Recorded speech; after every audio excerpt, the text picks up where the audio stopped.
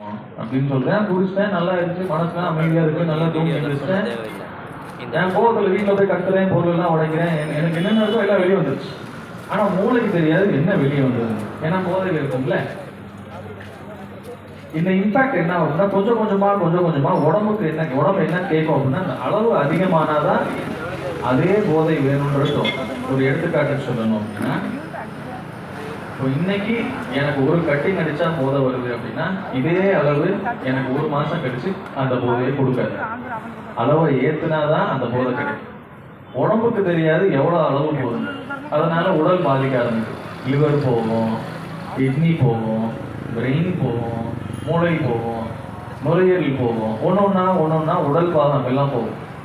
இது எப்படி ஆரம்பிச்சதுன்னு உட்கார்ந்து பார்த்தோம் அப்படின்னா, அன்றாட வாழ்க்கையில் இருக்கிற ஏதோ ஒரு பிரச்சனையை சரியா சமாளிக்க முடியல அப்படின்ற ஒரு காரணத்தினால்தான் இந்த போதை பழக்கத்துக்குள்ள ஆரம்பிப்பான். இப்ப ஏதாவது புரியுற மாதிரி இருக்கா, இல்லை நான் ஏதாவது சம்மந்தம் எல்லாம் பேசிட்டு இருக்கிற மாதிரி இருக்கா? புரியுற மாதிரி தான். இப்ப எங்க ஹாஸ்பிட்டலுக்கு நிறைய பேர் போதை பழக்கத்துல வருவாங்க. இதை நான் மத சார்பாகவும் நான் இதை பேசணும்னு நினைக்கிறேன், ஃபேமிலி சார்பாகவும் நான் இதை பேசணும்னு நினைக்கிறேன். நாங்கள் என்ன பார்ப்போம்னா, நிறைய பேர் குடும்பமாக பார்ப்போம். இப்போ எங்கள் ஹாஸ்பிட்டலில் வாரத்தில் 3 நாட்கள் இந்த குடிபோதைக்காக வருவாங்க இல்லையா, அவங்களோட ஃபேமிலியாக உட்காந்து பேசுவோம். எல்லா ஃபேமிலிலையும் பொதுவாக காணப்படுறது என்ன அப்படின்னா, குடும்ப நேரம்ன்றது குறைஞ்சிருக்கு. குடும்ப நேரம்ன்றது எப்படி இருக்கணும் அப்படின்னா, ஒரு சில ஃபேமிலியில், இப்போ நான் இஸ்லாத்துலேருந்து வரல, எனக்கு தெரிஞ்சது சொல்கிறேன், எனக்கு தவறாக இருந்தால் நீ மன்னிச்சுக்கோ. இஸ்லாத்தில் வாரத்தில் இத்தனை நாள் இத்தனை மணி நேரத்துக்கு ஒரு தடவை ஃபேமிலியில் யாராவது ஒருத்தர் ப்ரேயர் லீட் பண்ணணும், அதை ஃபேமிலியில் இருக்கிறவங்க ஃபாலோ பண்ணணுன்ற ஒரு விஷயம். அதை நிறைய ஃபேமிலி ஃபாலோ பண்ணலை. ஒரு குடும்ப நேரத்தை அமைச்சிக்க முடியல, ஒரு குடும்பமாக உட்காந்து பேசிக்க முடியல, என்ன ஏதுன்னு ஒரு ஒரு உரையாடல் நடக்கலைன்ற பட்சத்தில் அந்த மந்தையிலேருந்து ஒரு ஆள் தப்பிச்சு போகிற மாதிரி குடும்பத்துலேருந்து ஒரு ஆள் தப்பிச்சு போய் ஏதாவது ஒன்று பண்ணிட்டு இருக்கோம். அந்த ஆளை திருப்பி எப்படியாவது உள்ளே கொண்டு வரணும். அதுக்கு முக்கிய பங்கு வகிக்கிறது இந்த மாதிரி ஒரு ஒரு ரிலீஜியஸ் ப்ராக்டிஸாகவும் இருக்கலாம், ஒரு குடும்பத்துக்குள்ளே இருக்கிற ஒரு நல்ல ஒரு சூழலாகவும் இருக்கலாம். ஸோ நான் என்ன சொல்ல வரேன் அப்படின்னா, எல்லா அடிமைத்தன்மை இருக்கிற நபரை தனியாக உட்காந்து பேசுகிறோம் அப்படின்னா, குடும்பத்து கூட செலவிடுற நேரம் குறைகிறதுனால அடிமைத்தன்மை பழக்கங்கள் அதிகமாகிறத பார்க்குறோம். நான் சொல்கிறத திரும்ப சொல்கிறேன், நல்லா கவனிச்சுக்கோங்க. ஹாஸ்பிட்டலில் நிறைய பேஷண்ட்ஸ்கிட்ட பேசுகிறோம், அடிமையானவங்க கிட்ட பேசுகிறோம். என்னால் இதில் மீண்டு வர முடியல, எங்கள் அப்பா மூஞ்சில் நான் எப்படி முழிப்பேன், எங்கள் அம்மா மூஞ்சில் நான் எப்படி முழிப்பேன், என் மனைவி மூஞ்சில் நான் எப்படி முழிப்பேன்னு குற்ற உணர்ச்சியாக பேசுகிறவங்களும் இருக்காங்க, வேறு டைப்பில் பேசுகிறவங்களும் இருக்காங்க. ஆனால் இதெல்லாம் ஒத்த வச்சு பார்த்தோம் அப்படின்னா என்ன பார்க்குறோம்னா, குடும்பத்தில் இருக்கிற நேரம் குறைவு அப்படின்ற பட்சத்தில் தவறான பழக்கங்கள் அதிகமாகிறதுக்கான வாய்ப்புகள் அதிகமாக இருக்கு.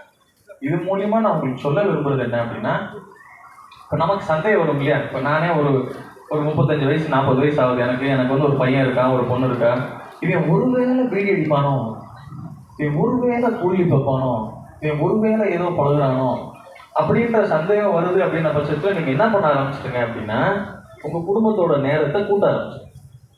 இப்போ நம்ம உங்களோட இடத்துல இருந்து யோசிச்சா எனக்கு அப்படி தானே வரும். ஐயா அவன் கூட போகாத, இவன் கூட போகாத, அதை பழகிறான், இதை பழகிறான், இதை செஞ்சிடாத, இந்த பதட்டம்லாம் வரும். இந்த குடும்பத்தின் நேரம் ஒரு சிலருக்கு எப்படி ஆகாது அப்படின்னா, ஒரு சிலரோட வேலை அதுக்கு ஒத்து போகாது. ஒரு சிலர் நைட் ஷிஃப்ட் போகிறவங்களா இருப்பாங்க, ஒரு சிலவங்க லேட்டாக வருவாங்க, ஃபேமிலியே தூங்கிடும், காலைல சீக்கிரமாக போயிடுவாங்க. வாரத்தில் ஒரு நாளாவது இல்லை 15 நாளைக்கு ஒரு தடவையாவது குடும்பமாக சேர்ந்து ஏதாவது பண்ணுறதுக்கு முயற்சி செய்யும். அது ரிலீஜியஸ் ப்ராக்டிஸாக இருக்கலாம், மத சார்பான ஒரு செயலாகவும் இருக்கலாம், இல்லை உங்கள் ஃபேமிலிக்கு ஏதாவது ஒன்று இருக்கும். ஒரு ஃபேமிலியும் ஒரு மாதிரியான ப்ராக்டிஸ் இருக்கும்போது, ஒரே மதத்தில் ஒரே ஏரியாவில் ஒரே கம்யூனிட்டியில் தான் சரி, ஒரு ஃபேமிலிக்கும் ஒரு மாதிரியான ப்ராக்டிஸ் இருக்கும். இப்போ நாங்களாம் சேர்ந்து சமைச்சு சாப்பிடுவோம், அதெல்லாம் எங்களுக்கு ஜாலியாக இருக்கும். நாங்களாம் சேர்ந்து எங்கள் சித்தி சித்தப்பா வீட்டுக்கு போவோம், அதில் அங்கே போவோம், இங்கே போவோம், அதெல்லாம் எங்களுக்கு ஜாலியாக இருக்கும், அதை பண்ணுங்க. ஸோ ஃபேமிலி டைம் குறையிறப்போ அதிகப்படியான ப்ராப்ளம் வருதுன்னு. இன்னொரு விஷயம் என்ன பார்க்குறோம் அப்படின்னா, ஃபேமிலி டைம் கொஞ்சம் ஓவராக இருந்தாலும் பிரச்சனை. ஓவர்னா என்ன சொல்றதுன்னா, எங்கள் அப்பா இதை சொல்கிறாரு, அதை சொல்கிறாரு, எல்லாத்தையுமே அவரே சொல்கிறாரு, எனக்கு ஒரே எரிச்சலாக வருது, கொஞ்ச நேரம் என்னை விடுங்க. இந்த புரிதல் பேரண்ட்ஸ் மத்தியில் இல்லாத மாதிரி நாங்கள் பார்க்குறோம். என்ன மாதிரி நான் சொல்ல ட்ரை பண்ணுறேன், நான் புரியலன்னா மறுபடியும் சொல்கிறேன். என்ன விஷயம் அப்படின்னா, இப்போ எல்லாருமே முறையாக தானே பேரண்ட் ஆகிருப்பாங்க. ஒரு குழந்தை பிறந்திருப்பாங்க, ஃபர்ஸ்ட் டைம் அப்பா அம்மாவாக ஃபீல் பண்ணியிருப்பாங்க. 2வது குழந்தை பிறக்கும், அது கூட சேர்ந்தானே டிராவல் ஆகும். பேரண்ட்ஸ் வந்து எதை மறந்துடுறத பார்க்குறோம் அப்படின்னா, குழந்தைகளுக்கு வயசாகவே கொஞ்சம் மறந்துடுறாங்க. அவங்கள அந்த வயசுக்கு தக்கன மாதிரி ட்ரீட் பண்ண பழகிக்கிறது நல்லது. இப்போ 10 வயசு பையனை 10 வயசு பையன் மாதிரி நடத்துக்கும், 18 வயசு பையனை 18 வயசு பையன் மாதிரி நடத்திக்கோங்க. கொஞ்சம் வயசாயிருச்சுன்னா அந்த வயசுக்கு தக்கன நடத்திக்கும். உங்களுக்கு பதட்டம் வரலாம், உங்களுக்கு அவனை நினைச்ச கவலைகள் இருக்கலாம். எனக்கு உனக்கு நினைச்சு கவலையா இருக்குப்பா அப்படின்னு சொல்லிக்கோங்க. கவலையை போட்டு அவன் மேலே திரிக்கணும்னு அவசியம் இல்லை. நான் திரும்பவும் சொல்றேன், பேரண்ட்ஸ் ஆகிய நீங்களும் வளர்ந்து வர மாதிரியும் உங்க குழந்தைங்களும் கொஞ்சம் கொஞ்சமா வளர்ந்துட்டு வருவாங்க. நம்ம ஃபர்ஸ்ட் பேசினது ஃபேமிலி டைம் முக்கியம் அப்படின்னு பேசணும். ரெண்டாவது பேசிட்டு இருக்கிறது ஃபேமிலி டைம் ரொம்ப அதிகமாகலாம் போட்டு ப்ரெஷர்லாம் பண்ண வேண்டாம், ஒரு அளவுக்கு வச்சுக்கோங்க. அந்த அளவு என்ன அப்படின்னா அந்த வயசுக்கு தக்கிட்ட நடத்திக்கிட்டா போதும். அது எப்போ தெரியும்? அவனை விட்டாலோ அவளை விட்டாலோ தான் தெரியும். உங்களுக்கு ஒரு வேலை பதட்டமாக இருக்குன்னா உங்களுக்கு சக தோழர்கள் சக ஃப்ரெண்ட்ஸ் இருப்பாங்க இல்லையா, அவங்ககிட்ட பேசிக்கோங்க. என் பையன் இப்படி பண்ணுறாங்க, என் பையன் பொண்ணு இப்படி செய்யறா, என்ன செய்ய சொல்லு, நீ வந்து சொல்லு, நான் வந்து சொல்லு அப்படின்ற சப்போர்ட் எடுத்துக்கிறது நல்லது. இது இன்னொரு முக்கியமான விஷயம். இப்போ நான் பேசுன வரைக்கும் ஏதாவது சந்தேகங்கள் இருக்கு, எனக்கு ஏதாவது கேட்கணும்னு எதுவும் இருக்கா?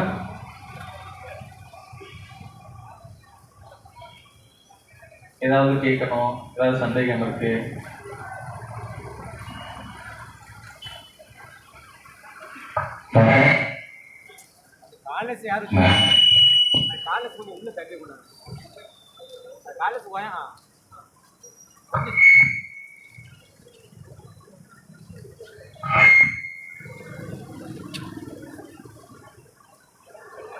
இன்னொரு உரையாடலுக்கு நம்ம வருவோம். அதுக்குள்ள ஏதாவது டவுட் இருந்தா யோசிச்சுவாங்க.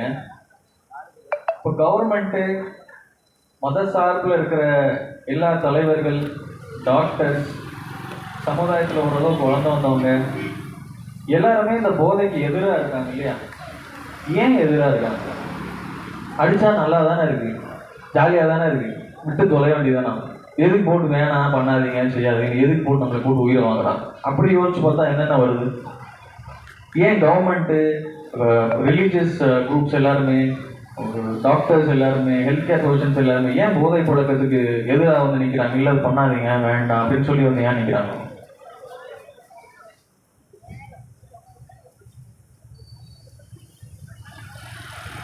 என்ன காரணமா இருக்கும்? ஒரு சமூகத்தையே அழிக்குது. எப்படி அழிக்குது?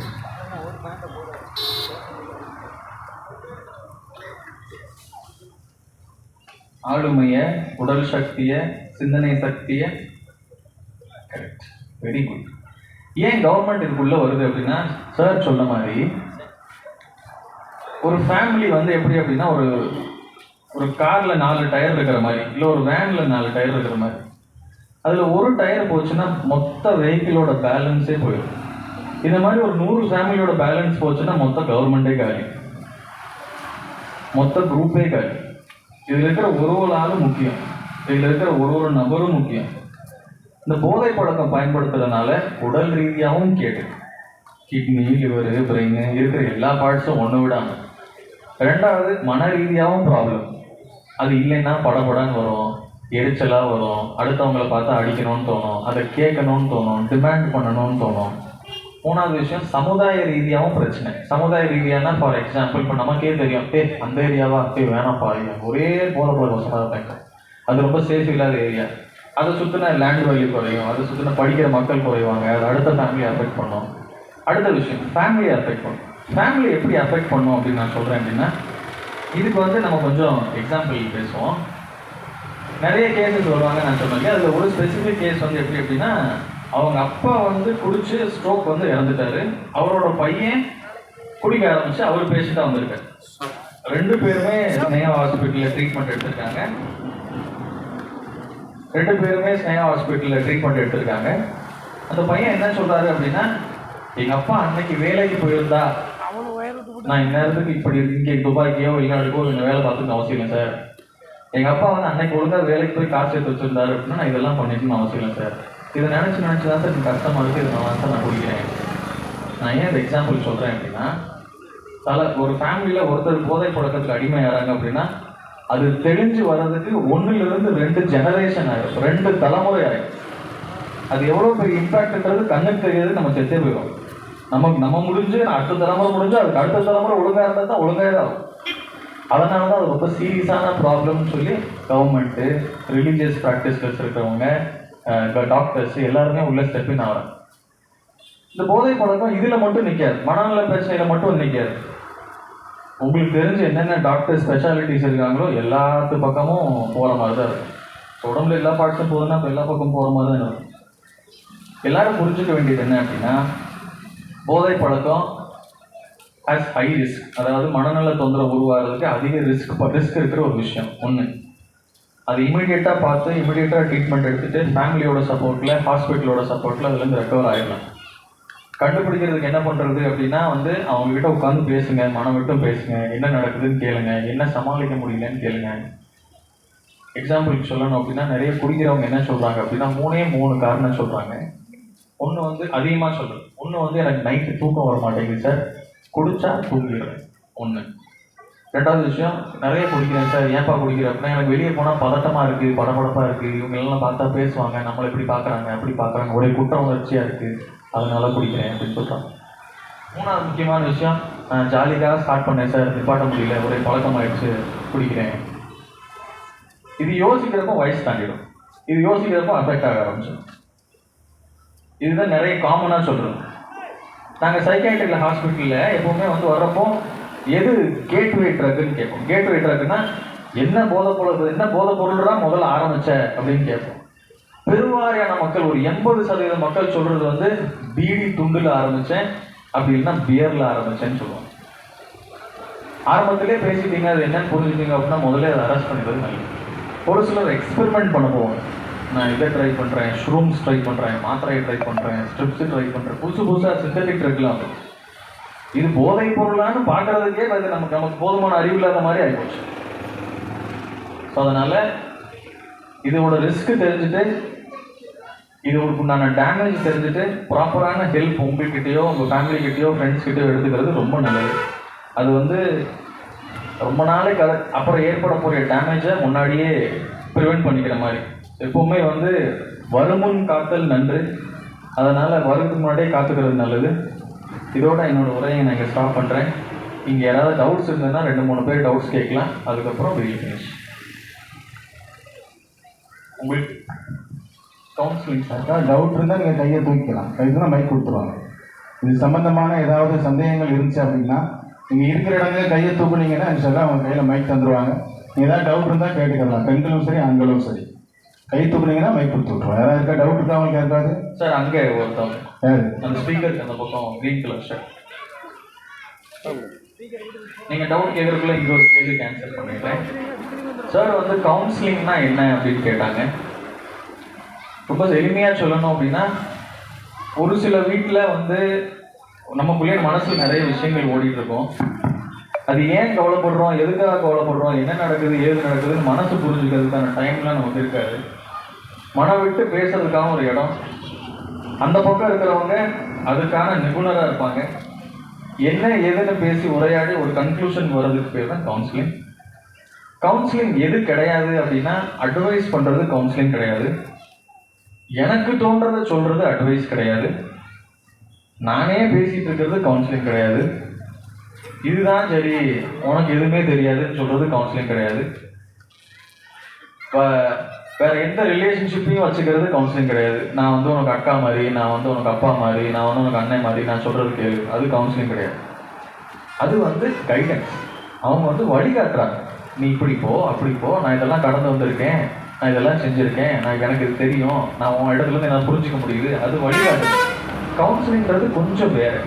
கவுன்சிலிங்கிறது 2 பேர் சேர்ந்து ட்ராவல் பண்ணுற மாதிரி. இப்போ 2 பேர் போட்டில் உட்காந்து துடுப்பு போடுற மாதிரி, 2 பேரும் போட்டு போவோங்களே அந்த மாதிரி. ஸ்லோவாக அவங்களும் மனம் விட்டு பேசுவாங்க, என்னென்னு புரிஞ்சுக்கணும், அது எங்கேருந்து வருதுன்னு தெரிஞ்சுக்கணும். அப்போ தான் அந்த பிரச்சனை மன ரீதியாக இருக்கிற பிரச்சனை கொஞ்சம் கொஞ்சமாக குறையும்.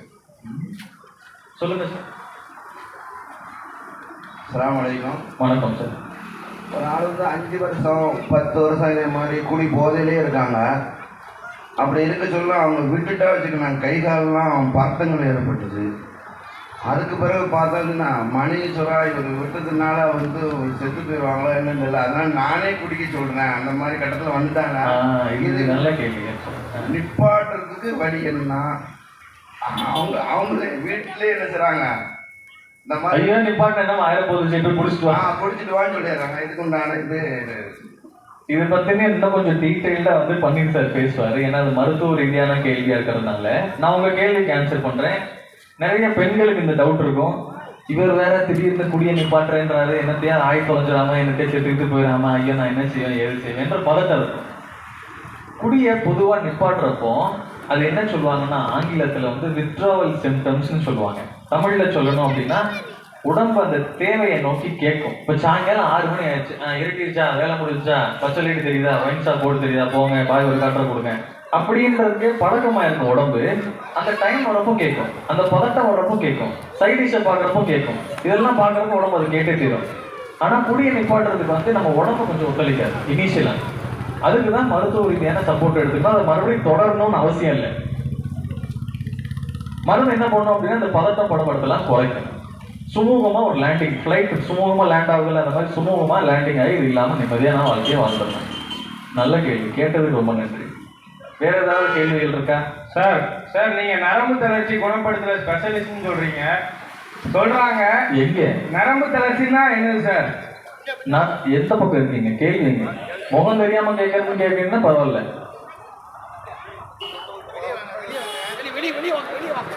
இல்ல பரவாயில்ல விட்டுருங்க. நரம்பு தளர்ச்சின்றது வந்து ஒரு சமுதாயத்துல ஒரு மாதிரியான புரிதல் இருக்கு. ஒரு சமுதாயத்துல வந்து ஆண்மை குறைவையும் நரம்பு தளர்ச்சின்னு சொல்றாங்க. ஒரு சில சமுதாயத்துல வந்து கை பதத்துறது பதட்டம் வர்றதையும் நரம்பு தளர்ச்சின்னு சொல்றாங்க. நீங்க என்ன நரம்பு தளர்ச்சின்னு சொல்றீங்கன்னு எனக்கு புரியல. கொஞ்சம் புரியுற மாதிரி பேசுனீங்கன்னா நான் டீட்டெயிலா பேசலாம். இல்ல வேற கேள்வி கேட்கலாம்.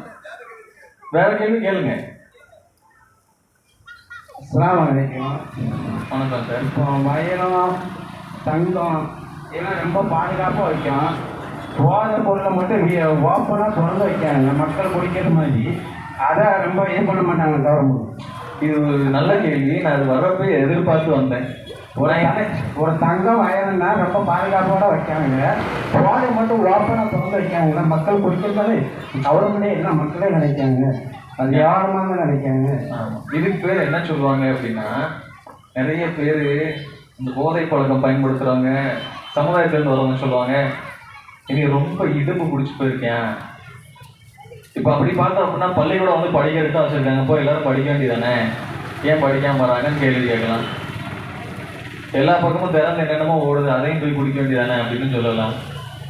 கவர்மெண்ட் திறந்து வச்சிருக்கின்றது பாலிட்டிக்கலான ஒரு இது வந்து ஒரு பப்ளிக் மீட்டிங்கிறதுனால எந்த அரசியல் சாயமும் இல்லாமல் நான் பேசணும்.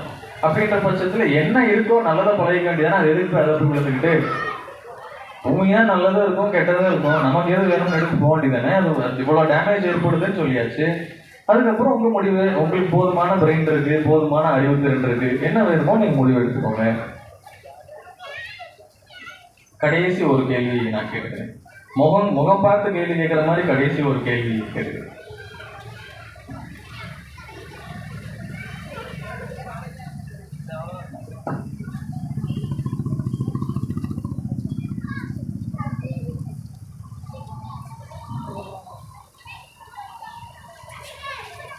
மிக்க நன்றி. இந்த வாய்ப்பை அளித்த தூத்துக்குடி மாவட்ட ஜமாஅத்துல் உலமா சபைக்கு என் நெஞ்சார்ந்த நன்றியை தெரிவித்துக் கொள்கிறேன். கவனித்த எல்லாருக்கும் மிக்க நன்றி. சொன்னது கொஞ்சம் புரிஞ்சிருக்கும்னு நினைக்கிறேன். நன்றி, வணக்கம். அல்ஹம்துலில்லாஹ்.